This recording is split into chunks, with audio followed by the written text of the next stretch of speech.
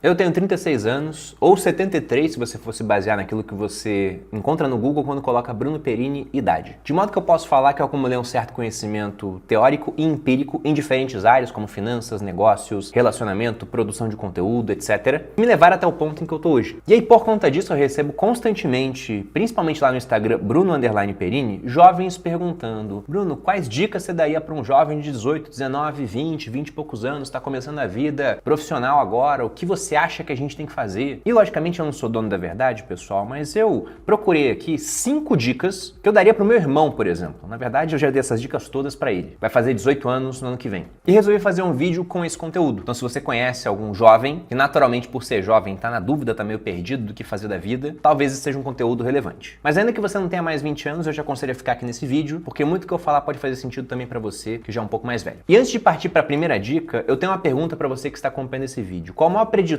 de sucesso financeiro? Talvez você pense em educação, uma certa base familiar, lógico que tudo isso é importante, mas, segundo palavras do Scott Galloway, um financista americano, o maior preditor de sucesso financeiro são onde e quando você nasce. O que faz certo sentido. Nascer americano no século XX foi melhor do que nascer no Afeganistão no século XVII. Então veja que, em termos temporais, nós somos muito favorecidos. A gente tem um certo saudosismo quanto ao passado, mas a verdade é que o passado era muito pior do que o presente de várias formas. Se você volta mais ou menos 100 anos no tempo, a geladeira tinha acabado de ser inventada. Imagine uma pandemia como que nós passamos em 2020, sem que você pudesse guardar comida em casa. Enquanto na pandemia um monte de gente fazia memes na internet falando que o pijama é seu inimigo, cuidado com calças de elástico, que o pessoal estava engordando em casa, e eu sei que nem todo mundo, a fome voltou a aumentar na pandemia, em vários países pobres, aqui no Brasil também, mas acho que pro público aqui do canal era essa regra, o cara tava mais engordando em casa do que emagrecendo por falta de comida. Há 100, 200, 300 anos, isso seria impossível. Se você pega a lista das pessoas mais ricas, se eu não me engano a revista Fortune ou foi a Forbes fez essa lista, atualizando por dados inflacionários, o primeiro lugar da lista, à frente de reis, de imperadores, faraós, era John D. Rockefeller. Ele era o mais rico. Contudo, vale lembrar que John D. Rockefeller era rico porque ele conseguiu popularizar o querosene como um combustível para a iluminação pública. Isso, evidentemente, antes da energia elétrica. Ou seja, ele viveu durante a maior parte da vida dele sem energia elétrica, coisa que hoje uma pessoa pobre em São Paulo tem acesso. E um outro detalhe, quando a energia elétrica ela começou a ser utilizada para iluminação, ele foi um dos últimos, pelo menos entre os ricos, a aderir a essa tecnologia, porque ele é contra o seu próprio negócio. Então veja que em termos temporais, nós estamos bem. E é bem verdade que a gente não escolhe nem a época, nem o local em que iremos nascer, mas nós podemos nos locomover. Então a primeira dica que eu daria para vocês é de pensar bem e escolher com cuidado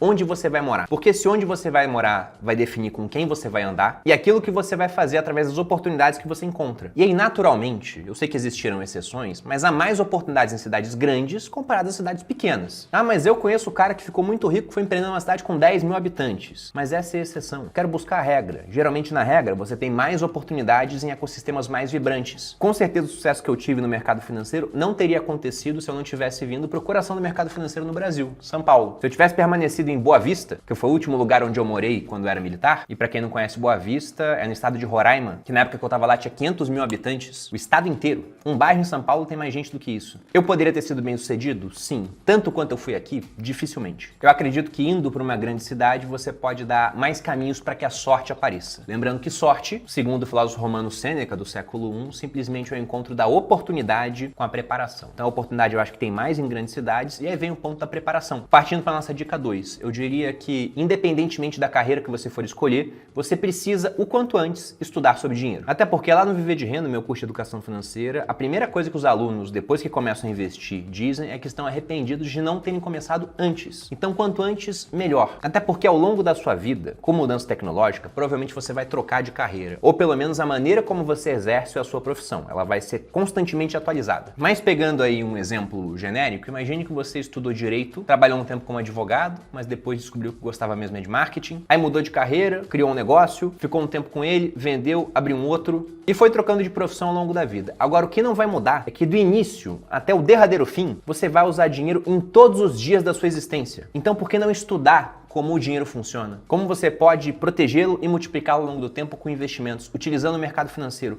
Até porque o mundo obriga que a gente tenha esse tipo de conhecimento hoje. Se nós vivêssemos em um mundo sem inflação, onde o dinheiro não desvaloriza com o tempo, você como médico poderia entender apenas de medicina, você como engenheiro poderia entender apenas de engenharia, você como arquiteto só de arquitetura, como professor de idiomas apenas o idioma que você ensina. E pegar o fruto do seu trabalho e guardar numa lata de biscoito em casa, não teria problema nenhum. Você não precisaria se arriscar nos complicados meandros do mercado financeiro. Isso seria uma opção, mas não seria uma obrigação, porque o dinheiro estaria poupado e seguro. Agora, por conta da inflação, que aqui no Brasil, se tudo der certo, com uma inflação de 4% ao ano, nos próximos 10 anos, o seu dinheiro vai ter o poder de compra reduzido pela metade, isso considerando o IPCA de 4%. Lembrando que o IPCA é uma média que tende a ser muito diferente da sua inflação pessoal. Mas isso estou considerando um cenário positivo. Pode ser que um único ano a inflação vá a mais de 10%, como aconteceu em 2021 e também em 2015. Então, por conta da inflação, você é obrigado a aprender a investir. Perceba que no mundo atual você tem que ganhar o seu dinheiro duas vezes. Primeiro com a sua profissão e depois ao investi-lo para que ele pelo menos consiga acompanhar a desvalorização da moeda. E aqui eu aproveito para lembrar que as inscrições do Viver de Renda estão abertas, o link está aqui na descrição, turma 27, e lá você aprenderá a investir ainda que não saiba nada, você pode entrar realmente sem conhecimento prévio, do zero, porque nossa missão é pegar até mesmo o mais completo leigo, que não entende nada de investimento, e transformar esse indivíduo no investidor de verdade, capaz de montar sua carteira diversificada, entre ativos, moedas e até países, aprendendo a investir aqui no Brasil e também no exterior, de forma a proteger e aumentar o seu patrimônio ao longo do tempo, até que um dia ele possa viver de renda. Para quem estiver interessado, link na descrição. Liberação das primeiras aulas do curso na próxima segunda. Dica 3. Aqui eu vou novamente parafrasear um pensamento do Scott Galloway, o americano que eu citei na dica 1. Ele acabou de escrever um livro chamado A Álgebra da Riqueza, e nesse livro ele fala sobre as fases da vida. Ele tem o seguinte pensamento que eu acho muito interessante. Do 0 aos 20, você está praticamente na fase de formação acadêmica. Essa é a sua missão nesse período, é reunir conhecimento. Dos 20 aos 30 é uma fase mais exploratória, onde você deveria descobrir, entre aspas, o que é o seu talento. Scott Galloway fala que um grande erro é você pensar que deve fazer aquilo que você ama. Ele fala que não, cara, não é assim. Você tem que fazer aquilo que você é bom.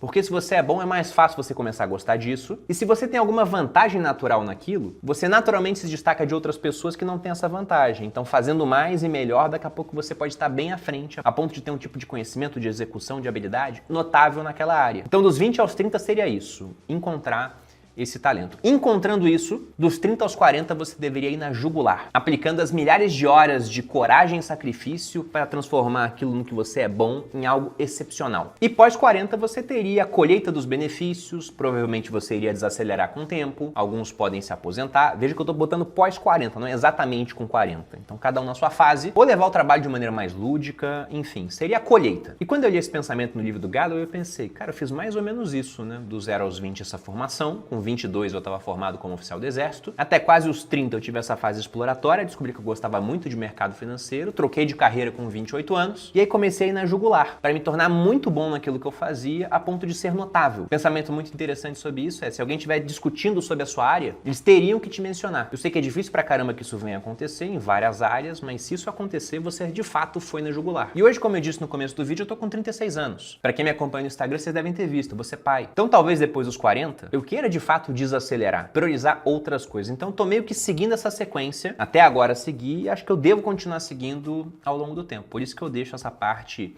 de entender as fases da vida como algo muito bom para o jovem. Se der tempo para descobrir aquilo que você deve investir mais. Até porque, como jovem, uma das coisas mais difíceis é esse começo de escolha de carreira. Com 18, você ser obrigado a escolher uma profissão, você não tem muita noção de como é que funciona o mundo, o que você é bom, o que você não é. E aí, por isso que é tão comum essas trocas de carreira ao longo da vida. Agora, com 30, seria muito interessante que você, de fato, já tivesse aquele caminho definido para te levar a alcançar os objetivos que você definiu para si mesmo. Dica 4, que vai te ajudar nessa parte profissional, inclusive. Eu acredito que você deveria mergulhar de cabeça nas revoluções tecnológicas. O que, inclusive, costuma ser mais fácil para os jovens, já que eles têm menos a perder. E aqui eu dou exemplo do Bitcoin. Quando o movimento de educação financeira no Brasil ele começou a ganhar mais força, durante o bull market de 2016 até 2021, eu fui uma das primeiras pessoas com mais público a começar a falar do Bitcoin. E eu lembro quando eu cheguei aqui em São Paulo, e eu tinha contato com o pessoal da Faria Lima, com alguns analistas, que quando eu falava de Bitcoin, pro cara que tinha 20 anos de mercado, já tinha construído um nome, eles me olhavam como se eu estivesse falando alguma coisa muito errada, algum tipo de ideia absurda. E talvez para eles fosse mesmo, que era algo muito experimental, havia sido criado em 2009, não tinha um mercado muito bem definido, isso já em 2016, 2017. De modo que muita gente olhava para aquilo e não dava muita atenção. Eu, por outro lado, eu dei atenção. Eu mergulhei de cabeça nessa revolução. Ela deu certo, com isso eu ganhei bastante dinheiro e felizmente continuo ganhando até hoje, porque o preço do Bitcoin, com solavancos, ele continua subindo. Vale até mencionar que agora ele está no seu all-time high em reais. E aí, para quem me acompanha há mais tempo, é simples ver que eu gosto bastante de história. Eu vi que, de fato, esse tipo de sequência de uma revolução tecnológica, quem adere primeiro ganha mais dinheiro, inclusive chega a ditar os rumos culturais, isso aconteceu várias vezes na história. Se você volta, por exemplo, para a Europa pré-renascimento comercial e cultural, onde você teve aquele resgate das tradições da antiguidade. Na Europa você teve, mesmo após um período de 1000 anos, depois da queda do Império Romano do Ocidente, em 476, os europeus fazendo conta com algarismos romanos. E você tem problema em usar algarismo romano, principalmente para o mercado financeiro, porque o algarismo romano não tem decimal, não tem 3,3 de algarismo romano. Então como é que você faz conta de juro composto com esse tipo de número? Não dá. Até que teve um cara, um italiano, chamado Leonardo de Pisa, daquela cidade da Torre Torta, ou Leonardo Fibonacci, como ele ficou mais conhecido depois, que foi ao Oriente e teve contato com a inovação dos algarismos indo-arábicos, que introduziam o conceito do zero, dos decimais. Ele viu aquilo, ficou fascinado, voltou para a Itália e escreveu o chamado Liber Abaci, o livro do ábaco. E aí no livro ele cita inclusive um problema onde ele queria que o leitor, após entender como é que funcionavam os algarismos indo-arábicos, respondesse quantos pares de coelhos iriam existir ao final de 12 meses, sendo que você começava com um único par de coelhos, que se reproduzia mensalmente, gerando um outro par, só que esse par novo demorava 2 meses para poder fazer a mesma coisa. Ou seja, você começava com um par, depois você tinha 2, 3, 5, 8, 11. Perceba que essa é a sequência de Fibonacci, que ficou muito famosa e é utilizada hoje. Tem gente que projeta isso em análise gráfica, além de encontrar as proporções de Fibonacci em uma série de coisas, uma concha de caracol, por exemplo. Mas voltando à questão da revolução tecnológica, depois que o Fibonacci trouxe esse conhecimento para a Itália, para aquela região, a família Medici, por exemplo, começou a usar os algarismos indo-arábicos para fazer uma série de empréstimos, operações cambiais, prosperou muito e com dinheiro começaram a ditar as normas culturais, patrocinando, sendo mecenas do Renascimento. E aí eu citei o exemplo do Bitcoin. Quem aderiu antes ganhou muito dinheiro. Esse pessoal dita normas de cultura próprias para essa comunidade do Bitcoin. A mesma coisa a gente pode falar que aconteceu com redes sociais. Quem aderiu antes acabou se dando muito bem em comparação com quem veio depois. Você tem youtubers, instagramers, gente que ficou muito rica com rede social. Então o que eu dou de conselho para você que é jovem é, ao ver uma revolução tecnológica, entre naquilo de cabeça realmente. Se você é jovem e não está usando o ChatGPT todo dia, na minha opinião você está errado. Pô, Bruno, você está usando? Inclusive foi esse questionamento que meu irmão fez. E não estou usando todo dia, mas eu já fiquei rico. Eu não preciso. Agora, se você é jovem, você deveria estudar mais sobre como funcionam essas novas tecnologias, cripto, inteligência artificial e o que vier a aparecer. Pô, isso vai dar sempre certo, Bruno? Sempre que eu mergulhar de cabeça em uma revolução, ela vai acontecer, eu vou ganhar dinheiro? Não, pode ser que não dê certo. Mas se você fosse expondo a várias, na hora que uma der certo, isso pode mudar a sua vida. Como foi o meu caso com o negócio na internet. Se não desse certo, eu ia ter perdido tempo, pouquíssimo dinheiro e seguiria para fazer outra coisa. Agora, como deu certo, eu mudei de vida. Só que pensando que você pode não dar certo de primeira, aí nós temos a quinta e última dica, que é um lembrete de que você não deve nunca se expor ao risco da ruína. Citando aqui palavras do Nassim Taleb, um autor que eu gosto bastante, o Taleb diz que existem riscos que você não pode se dar ao luxo de deixar de correr e tem riscos que você não deveria correr de forma alguma. Ou seja, você deve arriscar, mas tem que ter controle para não correr o risco da ruína, algum risco que venha te tirar do jogo. Se você pega desempenho de mercado, aqui falando do americano, que tem mais tempo, mais dados, é muito famoso aquele gráfico do livro do Jeremy Siegel, Investindo em Ações para Longo Prazo, que mostra a performance do mercado num horizonte de 200 anos. E aí você vê o mercado de ações realmente subindo e abrindo muita distância para outros mercados, isso lá nos Estados Unidos. E aí vale falar que em outros países pode ser bem diferente, porque a gente está falando do mercado mais vencedor de todos. Só que o ponto é que aquela trajetória vencedora do mercado não é a do indivíduo, porque tem muito indivíduo que investe tudo em uma coisa só. Aí na crise ele é obrigado a vender porque ele quebrou o negócio dele, ficou desempregado, aí ele sai, quando o mercado está em baixa, não pega o retorno do mercado, ele perde a alta toda. Então você nunca deve se colocar em posições onde, quando as coisas dão errado, é o fim do jogo. Isso tanto em termos profissionais como pessoais. E eu acho que esse conselho é especialmente importante para os jovens, principalmente os jovens homens, porque o homem costuma ser mais imprudente ao assumir riscos. Eu digo isso por experiência própria. Eu lembro que uma vez eu estava tomando cerveja em um terraço com alguns amigos, e aí o terraço desse prédio não era muito distante de um prédio vizinho, tinha uma distância, mas não era tão grande assim. Aí de repente um cara vira pro outro e fala: eu duvido que você pule pro outro lado, pro outro prédio. Aí o outro fala: tá, eu posso fazer isso, quer apostar? Quero. Vamos apostar o quê? Uma cerveja. Bom, vamos ver aqui a estrutura de risco-ganho dessa aposta. Se der certo, o cara ganha uma cerveja. Se der errado, ele perde a vida dele. E no final eles apostaram? Sim.